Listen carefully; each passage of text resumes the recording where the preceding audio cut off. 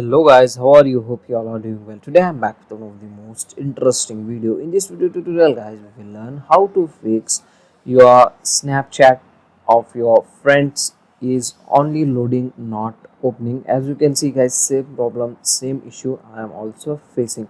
So finally I have got the easy and simple solution to fix this problem. Okay, so when you are facing this type of problem, first you need to check your internet connection.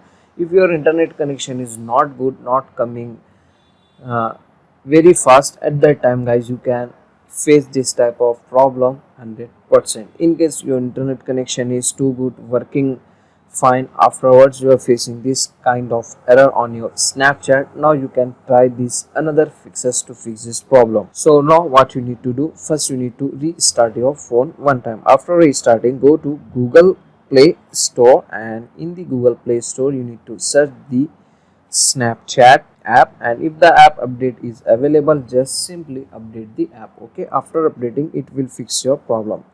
Open your Snapchat, try to open your friend's snaps.